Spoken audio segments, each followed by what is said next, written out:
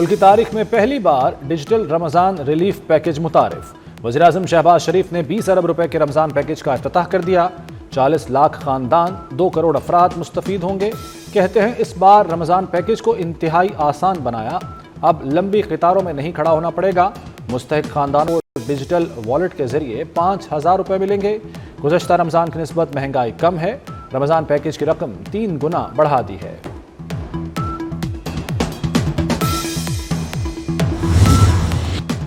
وفاقی وزیر رانا تنویر حسین کا کہنا ہے کہ رمضان پیکج کو 20 دن میں حتمی شکل دی۔ اداروں نے ناممکن کو ممکن بنایا، پہلی بار 30 لاکھ ڈیجیٹل والیٹ بنائے۔ ڈیجیٹل والیٹ سے رقم مستحقین تک پہنچے گی۔ مستحق خاندانوں میں رقم 10 دن میں ٹرانسفر ہو جائے گی۔ رمضان میں چینی 130 روپے فی کلو دستیاب ہوگی۔ رحمتوں اور برکت بھرے ماہ رمضان کا آغاز ہو گیا۔ 24 نیوز کی طرف سے اہل وطن کو رمضان المبارک کی مبارکباد۔ ملک میں پہلا روزہ کل ہوگا۔ آج نماز تراویح کے روح پرور اجتماعات، خواتین نے کچن کی ذمہ داریاں سنبھال لیں۔ پہلی سحری کے لیے مزیدار پکوانوں کی تیاری، بازاروں میں بھی گہما گہمی۔ دودھ، دہی، نان بائیوں کی دکانوں پر غیر معمولی رش۔ ماہ رمضان کے ساتھ ہی ناجائز منافع خور بے لگام۔ سرکاری اور مارکیٹ کے ریٹ میں 100 روپے کلو تک فرق۔ آلو سرکاری قیمت 50، بازار میں 70 روپے کلو فروخت۔ پیاز 75 کی بجائے 100 روپے کلو بیچا جا رہا ہے۔ ٹماٹر سرکاری قیمت 45، بازار میں 80 روپے کلو ہو گیا۔ لہسن ادرک کی قیمت 100 روپے زائد وصول کی جا رہی ہے۔ سیب، خربوزہ، کیلا، اسٹرابری، امرود کے دام بھی بڑھ گئے۔ یوٹیلیٹی سٹورز پر اشیاء ضروریہ کی قلت برقرار۔ محکمہ موسمیات کی رمضان کا پہلا اشرا ٹھنڈا گزرنے کی پیشگوئی۔ کل سے مغربی ہواؤں کا سلسلہ ملک میں داخل ہوگا۔ 2 اور 3 مارچ کو شدید بارشوں کا امکان۔ آج موسم سرد اور خشک رہے گا، بالائی علاقوں میں برف باری متوقع۔ مصطفیٰ ہائی پروفائل قتل کیس میں کڑیاں کھلنے لگیں۔ سندھ پولیس کا ملزم ارمغان کے خلاف منی لانڈرنگ کی تحقیقات کا فیصلہ۔ آئی جی سندھ غلام نبی میمن نے FIA کو خط لکھ دیا۔ خط میں مصطفیٰ کیس کے مرکزی ملزم ارمغان کے مالیاتی فراڈ کا ذکر۔ ملزم ارمغان سے FIA منی لانڈرنگ ایکٹ کے تحت تحقیقات کا مطالبہ۔ ملزم ارمغان کے منشیات کے عالمی نیٹ ورک سے وابستہ ہونے پر بھی تحقیقات جاری۔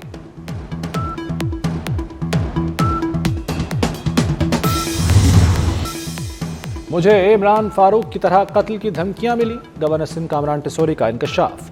کہتے ہیں مصطفیٰ عامر قتل کیس میں ملوث ملزمان کو کیفر کردار تک پہنچنا چاہیے۔ کیس کا فیصلہ 3 دن میں ہو جانا چاہیے۔ جن طاقتوں کا ہاتھ ہے ان کا پتہ چل گیا ہے، ساری چیزیں کھل رہی ہیں۔ بااثر افراد کو پشت پناہی حاصل ہے۔ گورنر سندھ کا ڈمپر حادثات میں جاں بحق افراد کے لواحقین کو 1 پلاٹ دینے کا اعلان۔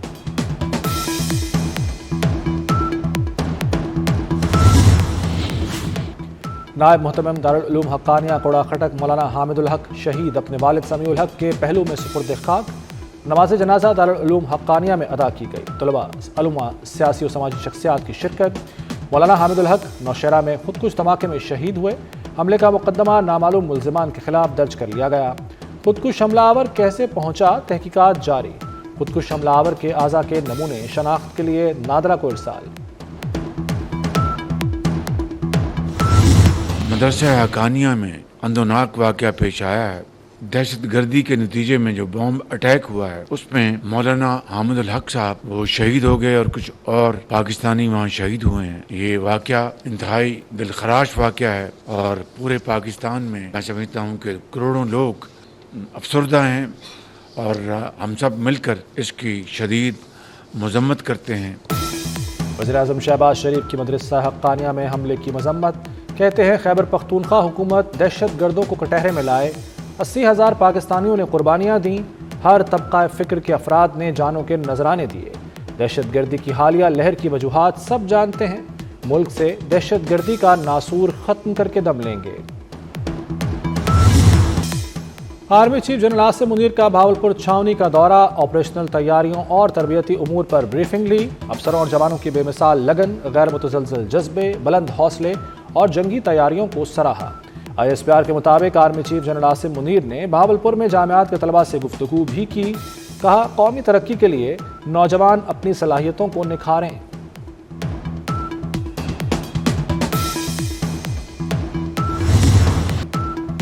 ڈونلڈ ٹرمپ اور یوکرینی صدر میں تلخ جملوں کا تبادلہ، صحافیوں کے سامنے بات چیت کے دوران شدید تکرار۔ امریکی صدر نے کہا زیلنسکی تیسری جنگ عظیم چاہتے ہیں، زیلنسکی کے باعث جنگ بندی نہیں ہو رہی۔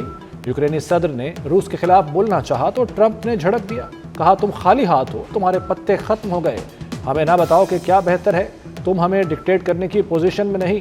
گرما گرمی کے بعد نیوز کانفرنس اور معدنی ڈیل کی تقریب منسوخ کر دی گئی۔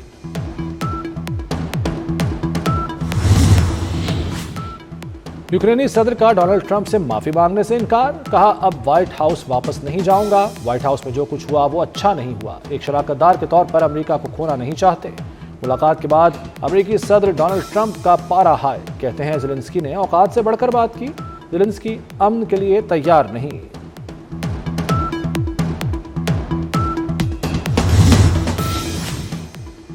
صدر مملکت نے حکومت سے کارکردگی کی رپورٹ طلب کر لی۔ آصف زرداری پارلیمنٹ کے مشترکہ اجلاس میں حکومت کی ایک سالہ کارکردگی پر روشنی ڈالیں گے۔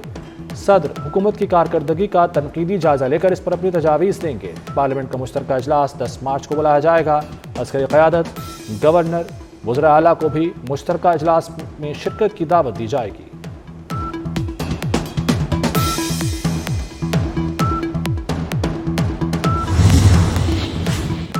مری کے مال روڈ کی توسیع اور بحالی کا 55 کروڑ روپے مالیت کا منصوبہ منظور۔ ورلڈ سٹی اتھارٹی لاہور منصوبے پر عمل درآمد کرائے گی۔ مری روڈ کی تاریخی خوبصورتی بحال کی جائے گی، عمارتوں کو تاریخی انداز کے برقی کمکموں سے روشن کیا جائے گا۔ وزیر اعلیٰ مریم نواز کا کہنا ہے کہ مری کو عالمی سیاحتی سہولیات کا مرکز بنائیں گے۔ مری پاکستان اور پنجاب کی سیاحت کے فروغ کا ماڈل بنے گا۔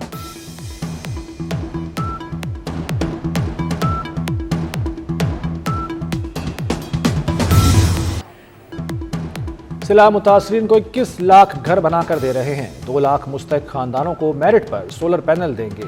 وزیر اطلاعات سندھ شرجیل میمن کا کہنا ہے کہ بلاول بھٹو جلد وزیر اعظم بنیں گے۔ بلاول بھٹو وہ کام کر رہے ہیں جو دنیا کی تاریخ میں نہیں ہوئے۔ ہم فارم 47 والے نہیں، 45 والے ہیں۔ قلعہ باغ ڈیم پیپلز پارٹی نے ختم کیا، جب تک پیپلز پارٹی ہے کینالز نہیں بنیں گی۔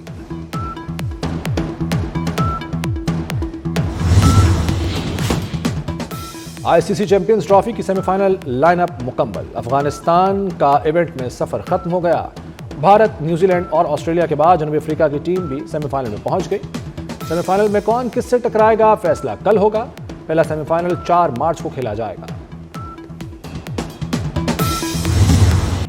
چیمپئنز ٹرافی میں انگلینڈ کو مسلسل تیسری شکست۔ آسٹریلیا اور افغانستان کے بعد جنوبی افریقہ نے بھی ہرا دیا۔ انگلش ٹیم آج بھی بڑا ہنسا حاصل کرنے میں ناکام رہی۔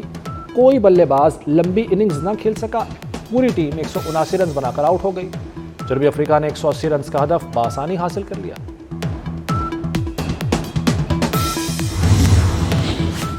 چیمپئنز ٹرافی 2025 پی سی بی نے بارش سے متاثرہ میچوں کے ٹکٹوں کی رقم کی واپسی کا اعلان کر دیا۔ ٹاس سے پہلے میچ ختم ہونے پر ٹکٹ واپس کی جائے گی۔ ہاسپٹیلٹی باکسز کے ٹکٹ ہولڈرز رقم کی واپسی کے اہل نہیں ہوں گے۔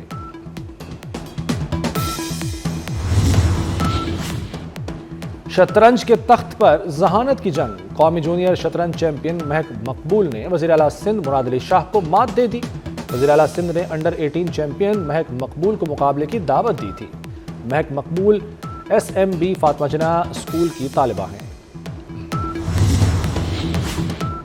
پاک بحریہ کے جہاز پی این ایس یرموک کا عالمی دفاعی نمائش میں شرکت کے لیے یو اے ای کا دورہ۔ پاکستانی سفارت خانے کے حکام اور بحری نمائش کے سربراہ نے بندرگاہ پہنچنے پر خوش آمدید کہا۔ پاک بحریہ کے deputy chief of the naval staff کی نمائش میں شرکت کرنے والی شخصیات سے باہمی دلچسپی کے امور پر گفتگو۔ پی این ایس یرموک کی متحدہ عرب امارات بحریہ کے ساتھ مشقیں۔